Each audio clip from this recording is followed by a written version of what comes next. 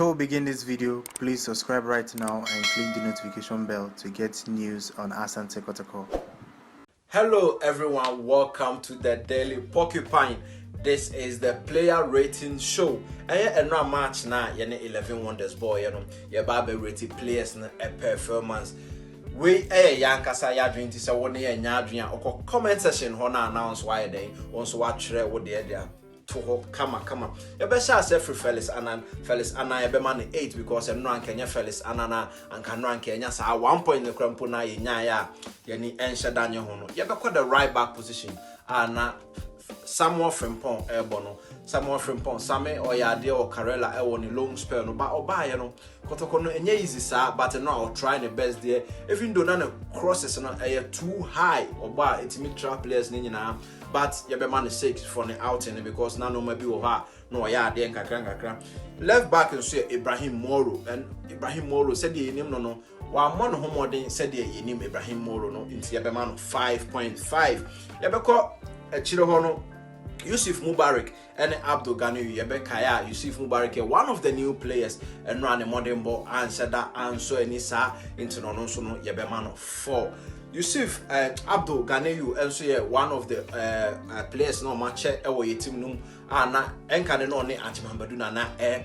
but say dear one Yusuf and a ball no match no and run a modern ball nanka me expect to say konumum and ananka obey lead defense no nanka watch church Mubarak no marketing kitiba or no so no and run no man said dan koya man into no so memano 4 na you come fi hon so a Adom Frimpong ne Emmanuel Keke ene Latif Anabila omo nyina na obia an said anim de oye into no ba Adom Frimpong me man 4.5 no mama Keke said the names of ball Karela no enye sa ena oball no but in the first match ni enye easy so bit match Kotoko jesi and abeba new team na watimi are taking it straight away sa into no yemo momreka kra into no yebema Keke enso 4 na ama Anabila so 4 because ono want me am finish game no o pray from ayenti ya yenya ne say obe go out kakra your match against Brekum Arsenal no obesity outside kakra because no the injury no even though en said anye idea but yebema no emre na watimi ayeden watimi atono no waba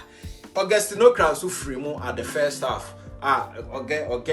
in the second coming out Kotoko no and said dance enye isa when no yebema no 4.5 because no to me interceptable be to me kokon anim but Rebecca say onya a little bit less selfish na onya ball na the player bia original good position no on famanesha because so shani na crop bia din ene koso Emmanuel Jamfi the speedster and no say the anim no Pajaro entima fa ball na ntumrika ebetima kan ya 2 pe and onya ball bi no dey but you might expect more from you. But I chain no who send them note me beje ball no enye ima ball no ima de fa ball no man no nya den on phantom reka nti be ma ima 5 for the effort now show ye no one of the new signings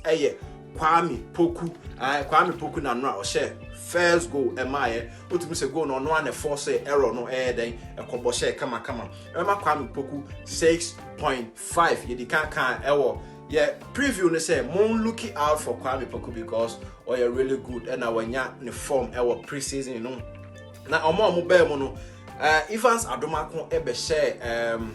Augustino Kra 9 Evans Adomako ba no na the way now see team track it back debo tumrika no only said the final decision no na akakakra and me pet the way now no see no into Evans memo no so no 5.5 or ya there kakra no to me ba be defending na Emmanuel Sakode ya said that who do share that be sa ono so ye man time one of the new players no ono so ne be rating no 4 now the last one here Osman buy no na game no aye den ye wie into no Osman de ye ntimi enrate Osman because ye who do share that baby or buy so na time na aye den aso awie he could have had no input in the game but I don't know any of the player ratings no ABC say unsubscribe go down there and please subscribe. And as I want to nyadwin so player ratings no one way ayadwin tre enyina Kotoko ne yepe into no also fa comment no eden ebra from na comment wo hono na se umia adoma no so amia so said ya video bia ba wo be de wo be di kan ahwe ye do bibia asese onya time na otie ye bye bye.